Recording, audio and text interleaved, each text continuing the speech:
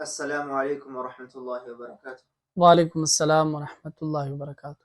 مفتی صاحب، لوگ بعض اوقات پوچھتے رہتے ہیں، بلکہ اکثر اوقات یہ پوچھتے رہتے ہیں کہ ہم رمضان کا استقبال کس طرح کریں؟ رمضان المبارک کا استقبال، سب سے بڑا استقبال تو یہ ہے کہ انسان جن گناہوں کا عادی ہے اس سے توبہ کرے، چاہے وہ کبیرہ گناہ ہے، چاہے وہ صغیرہ گناہ ہے، ان سے توبہ کرے۔ لوگوں کے اندر ایک بات اس طرح وہ یہ سوچتے ہیں کہ ہم اتنے نیک ہیں، نمازیں بھی پڑھتے ہیں اور ہم قرآن کریم کی تلاوت بھی کرتے ہیں، لیکن وہ شخص چوری کا عادی ہوتا ہے، وہ تو بڑا گناہ ہے، یا جھوٹی قسمیں کھاتا ہے، یا تو پھر وہ شراب کا عادی ہے، اصل میں سب کچھ کرتا ہوں، بس ایک یہ گناہ ہے۔ تو اس طرح نہیں کرنا چاہیے، بلکہ رمضان المبارک سے پہلے اس کی تیاری ایسی ہو کہ تمام گناہوں سے وہ توبہ کرے، اور پھر دل میں جس کے لیے وہ برا چاہتا ہو، کسی کے ساتھ وہ حسد کرتا ہے، کینہ رکھتا ہے، بغض کرتا ہے، اپنے دل سے وہ نکال دے۔ کسی مسلمان کے لیے اپنے دل میں اس طرح کے تصورات نہ کرے، اس طرح کے خیالات ان کے لیے نہ سوچے۔ پہلے تو اپنے لیے کہ تمام گناہوں سے توبہ کرے، پھر دوسروں کے لیے، اور پھر رمضان المبارک کا سب سے بڑا استقبال یہ ہے، جیسے کہ قرآن کریم کی آیت ہے شہر رمضان الذی انزل فیہ القرآن، اللہ تعالیٰ نے قرآن کریم کو جو ہے رمضان المبارک میں نازل فرمایا۔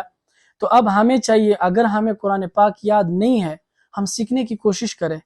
اور اسی طرح اگر یاد ہے تو ہم اپنا ایک ایسا معمول بنا لیں کہ مثلا تہجد کا اہتمام ہو، رات کو جلدی سونا ہو، پھر تہجد کا اہتمام، پھر سحری، اس کے بعد فجر کی نماز کی تیاری، اس کے بعد پھر قرآن پاک کی تلاوت ہو حتیٰ کہ طلوع آفتاب ہو، پھر اس کے بعد اشراق کی نماز پڑھ کے پھر آرام کر لے۔ تو پورا رمضان اگر ہم اس طرح کریں گے تو مجھے امید ہے کہ ہم اس پورے رمضان میں فجر کی نماز کے عادی ہو سکتے ہیں، یعنی ہمیں عادت پڑ جائے گی، پھر ہم ایسا کبھی نہیں کریں گے کہ ہم فجر کی نماز چھوڑ دیں۔ تو اس لیے ہمیں چاہیے کہ ہم اپنے دلوں کو صاف کریں، گناہوں سے توبہ کریں، قرآن کریم کو سیکھیں، اور اس بات پہ ہم توجہ دیں کہ جو صاحب مال لوگ ہیں، جن کے پاس بہت سارا مال ہے، اللہ نے ان کو مال دی ہے، اور وہ اس چیز یہاں تک ہو گئے کہ ان پر زکوٰۃ واجب ہے، وہ اس چیز کا بھی اہتمام کریں۔ ہم نے اس چیز کو اپنے درمیان سے بالکل نکال لیا ہے۔ یہ بھی فرائض میں سے آتا ہے، جیسے کہ نماز ہے، اس کے بعد روزہ ہے، پھر اس کے بعد زکوٰۃ ہے، پھر حج ہے۔ تو یہ تمام تر یہ فرض اعمال ہیں، یہ سنت اور مستحب اعمال نہیں ہے، یہ فرض اعمال ہے، اس کا اہتمام کرنا بہت ضروری ہے۔ تو ہم نے ان تمام چیزوں پہ غور کرنا ہے۔ اور بہت سارے لوگ اس طرح ہوتے ہیں کہ وہ رمضان المبارک میں زکوٰۃ کی ادائیگی کرتے ہیں اور مہینوں میں زیادہ ترجیح نہیں دیتے ہیں، تو ان کو چاہیے کہ وہ ابھی سے ہی کوشش کرے غریبوں تک ان کا حق پہنچا دے۔ اگر ہمارے یہ مالدار طبقہ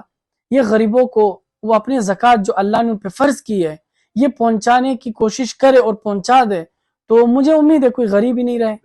بالکل نہیں رہے۔ تو ہمیں چاہیے کہ ہم اس کا اہتمام کریں، علماء کرام سے ہم رجوع کریں، ہم زکوٰۃ کے بارے میں پوچھیں، زکوٰۃ کے مسائل پوچھیں کہ زکوٰۃ کس طرح ادا ہوگی اور کتنے رقم پہ کتنے پیسے ہوں گے۔